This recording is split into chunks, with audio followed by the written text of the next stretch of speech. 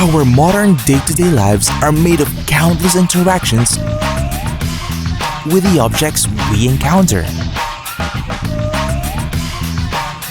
From the tiniest particles to the biggest structures. Join us as we explore the inside workings of the world around us. This is Inside Things. Color blindness. Does a colorblind person see the world in black, white, and gray? The answer is no. Color blindness means not seeing the colors red, green, or blue, or a combination of these in the normal way people do. It's only rare that a colorblind person sees absolutely no color. Color blindness is a color vision problem. It is mostly inherited or genetic and is a condition present at birth. Usually, the condition stays the same throughout a person's lifetime. It won't improve or worsen. What happens when a person is colorblind? Let's take a look at how the eye processes color. The eye has two light-sensitive cells, the rods and the cones. Both are found in the retina, a layer at the back of the eye that processes images. The rods work in low-light settings to help night vision, while the cones work in daylight and are responsible for color discrimination.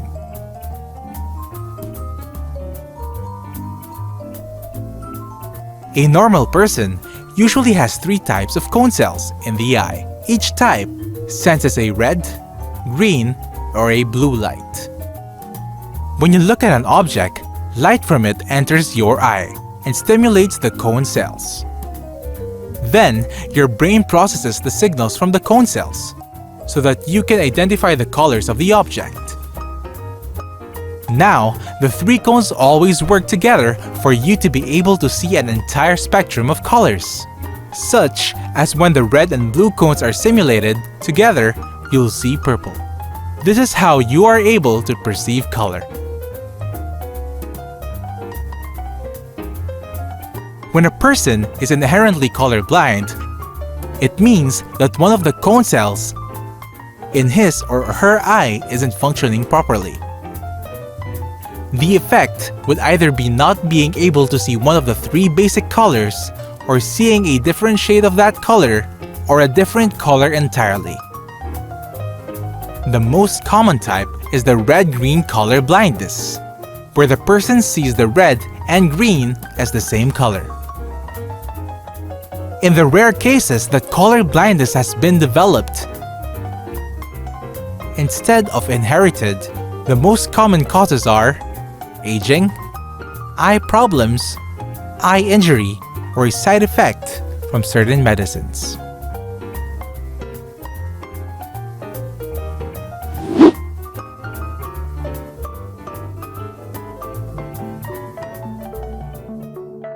GPS. The GPS, or the Global Positioning System, is a space-based network that provides information on location and time anywhere on or near the Earth. This system was originally developed by the government of the United States for military navigation purposes. But today, anyone with a GPS device can actually access and make use of it. How does the GPS function? The GPS has three major parts. First is the network of satellite that consists of about 30 satellites orbiting the Earth at an altitude of 12,427.42 miles or 20,000 kilometers. Second is the Master Control Station, plus 4 control monitoring stations, specifically in Hawaii, Ascension Islands, Diego Garcia, and Kawahale. And lastly, a GPS receiver or device like in your mobile phone or cars. When you stand at any place on the planet, at least 4 GPS satellites should be detected by your GPS device at any time.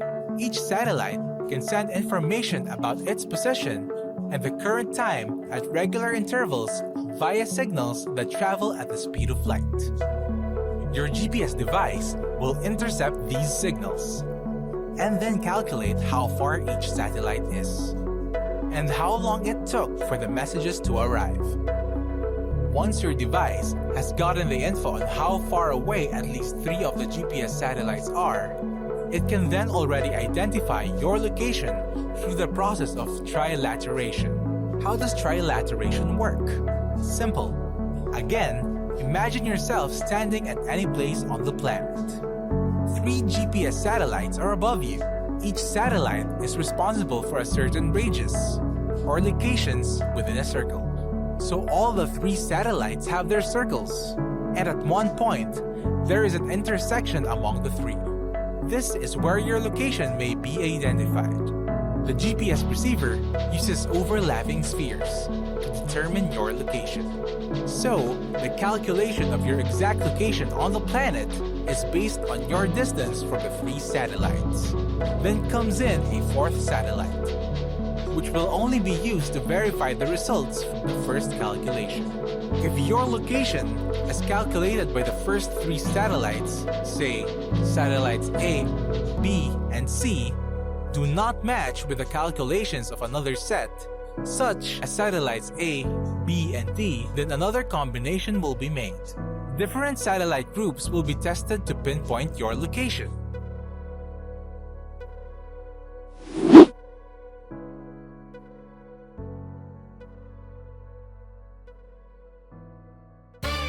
Tornadoes.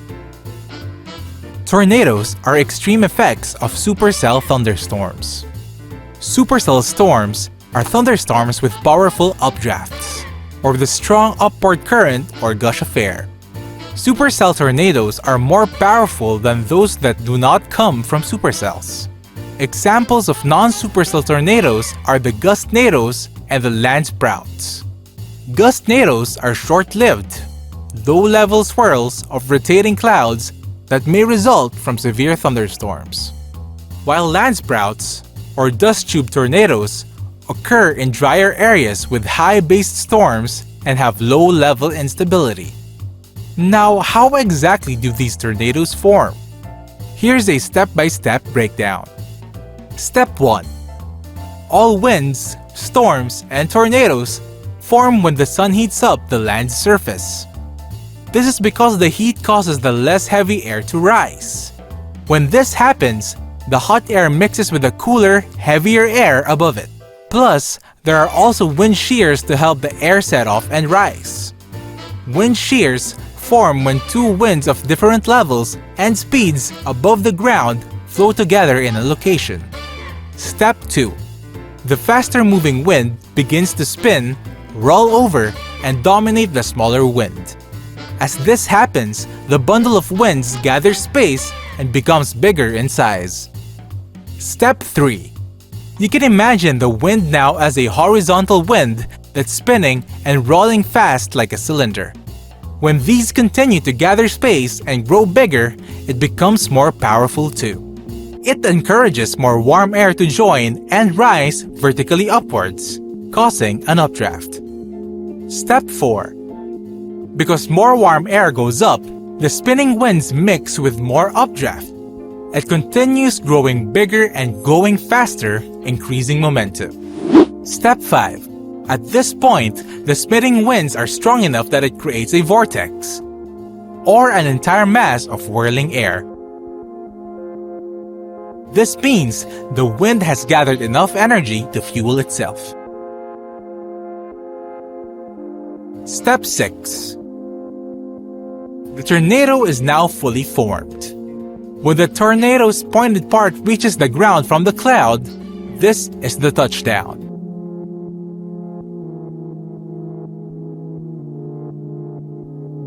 Now, it will continue moving in the same direction as the storm winds.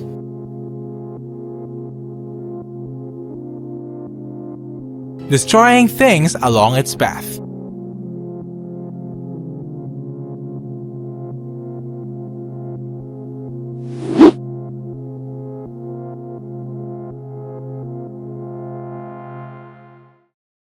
Camouflage. Most animals have a natural camouflage for survival skills, helping them find food and protecting them from possible attack. Each animal's camouflaging ways differ with each species. There are two ways in which animals camouflage. First is through biochromes. Biochromes are the natural microscopic pigments in the animal's body that can produce colors chemically. This means they are able to absorb colors of light and reflect these too. So what can be seen is a combination of all the visible light wavelengths that are reflected by the biochromes. The other way is through microscopic physical structures. You can picture these structures like glass prisms. It can refract and scatter visible light, so that a certain combination of colors is reflected. Did you know that polar bears actually have black skin? They only appear to be white because of their translucent hairs. So, when light shines on the hair strands bend this light and bounces it. Some of this light reaches the skin's surface, while some are deflected back out, thus producing the white color. Meanwhile, for some animals, such as reptiles, amphibians, and fish with green coloration, two types of colorations are combined. These kinds of animals have a layer of skin with yellow pigments, plus a layer of skin that's able to scatter light and reflect a blue color. Together, the two layers of skin make them appear green in color. Coloration depends on the animal's physiology. For most mammals, camouflage coloration happens in its fur, because this is the outermost layer of their bodies. For reptiles, amphibians, and fish, it's in the scales, feathers for birds, and the exoskeleton for insects. The texture and structure of the animal also contributes to its camouflaging. Examples are the squirrel's fur, which are rough and even to replicate the tree bark's texture, and insects which have shells similar to the smooth textures of leaves. The two types of coloration, physical and chemical, are passed on through species genetically. Every species are able to develop their camouflaging abilities as they live, through natural selection. To explain this further, when an animal's color matches its surroundings, it is able to avoid attacks, thus live longer. It follows that this animal will be able to produce offspring, and the cycle continues.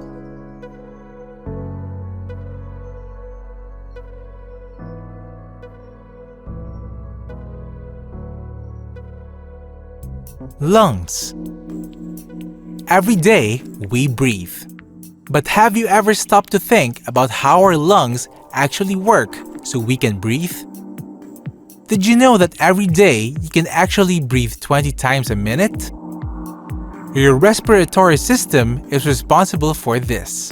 With every breath, your lungs expand and contract to take in oxygen into the body and take out its waste product, which is carbon dioxide. When you inhale air into your nose or mouth, it travels down the back of your throat and then into your windpipe, which is called trachea. The trachea divides the air into passages called bronchial tubes. These need to be always open as you inhale and exhale, and free from inflammation or swelling and excess amounts of mucus. As the air, via the bronchial tubes, passes through the lungs, they then divide into smaller air passages called bronchioles. At the end of the bronchioles are tiny balloon-like air sacs called alveoli. Your body has over 300 million alveoli. Now, the alveoli are surrounded by lots of tiny blood vessels called capillaries. This is where the oxygen from the inhaled air passes through the alveoli walls and goes to the blood. Once oxygen is absorbed into the blood, it leaves the lungs and goes to your heart. The heart will pump it throughout your body, providing oxygen to the cells of your tissues and organs. When the cells use the oxygen, it gives off carbon dioxide. which is absorbed into the blood. So, the blood carries the carbon dioxide back to the lungs, which will remove it from the body when you exhale. Helping out the lungs in the breathing process is the diaphragm. It is a large dome-shaped muscle located under the lungs. When you inhale, the diaphragm contracts downward, creating a vacuum that causes a rush of fresh air into the lungs.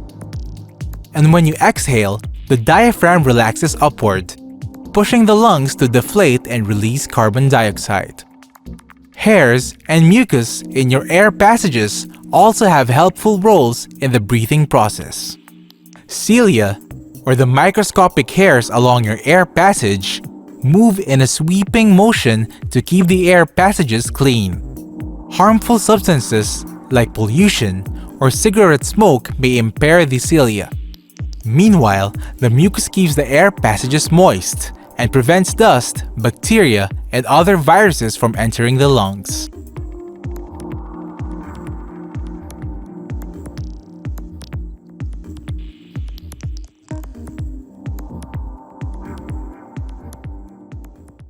Green screens. The green screen is responsible for many amazing video effects and technology. The basic idea is superimposing subjects into virtual backgrounds. You take a main character from the real world and drop him or her into an entirely digital environment. But how? The green screen uses chroma key or color keying. Keying refers to the process of isolating a single color or brightness value in an electronic image. Then, a software makes it transparent, so that other images, such as a background, can show through the main image. Luminance keying, or luma keying, keys out a brightness value or range, such as black or white. Luminance keys are usually used when applying mattes.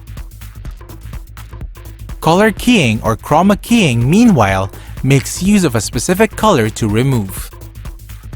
It is the process where a specific color element, or chroma, is removed from a video scene and replaced or keyed with a different element.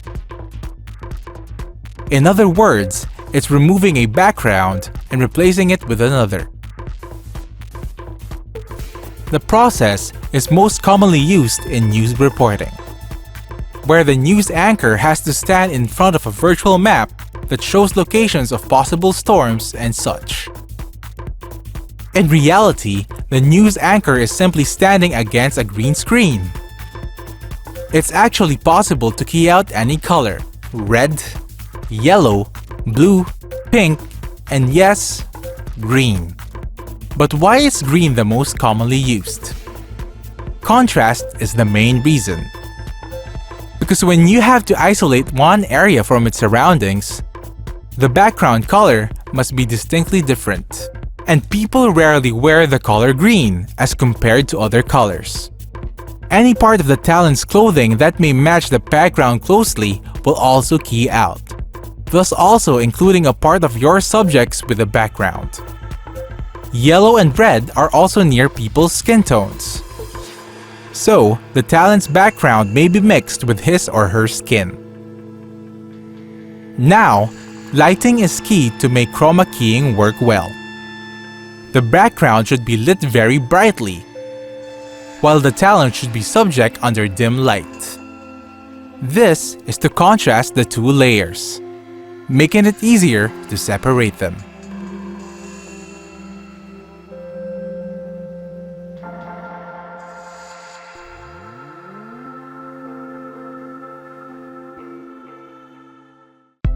Tattoo removal.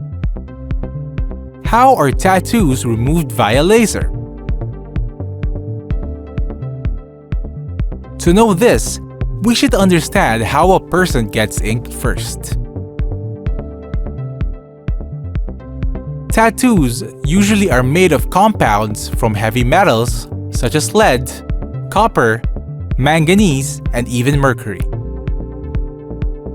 it's the metals in the ink that actually gives tattoos their permanency. At the same time, however, these may also be a cause of allergic reactions for some. Once the needle deposits tattoo ink deep onto the skin, the immune system recognizes these particles as foreign intruders, and as a natural defense, dispatches white blood cells to surround them.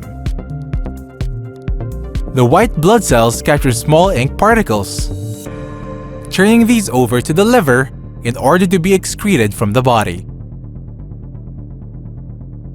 But because the ink particles are most often a lot larger than the white blood cells, the permanent tattoos only fade over a long time, but not really disappearing naturally. Now, to erase a tattoo, a laser is needed to really break up the permanent ink particles. Tattoo removal lasers are ultra-short pulse lasers. These are extremely hot and function in a very narrow frequency and are very fast too. Some lasers can work as quickly on a scale of picoseconds, or a trillionth of a second. But the super fast speed is necessary, or rather, the most important element in cracking the ink particles apart. First, heat is used to make the ink particles expand due to thermal expansion. But the zap has to be really quick enough so that half of the ink particle remains cool. These opposing forces of hot and cool areas of the particle are what rips it apart. This process is called photothermolysis. Basically, what it does is break down the permanent ink particles into smaller sizes, enough for white blood cells to absorb, and then carry to the liver. Narrating the process may make it sound simple and easy, but tattoo removal can be very costly, not to mention painful, and it will take several sessions of laser treatments. There you have it, another episode down the drain. Still, there are countless more things to explore. Join us next time as we look and know more about the world around us. See you next time on Inside Things.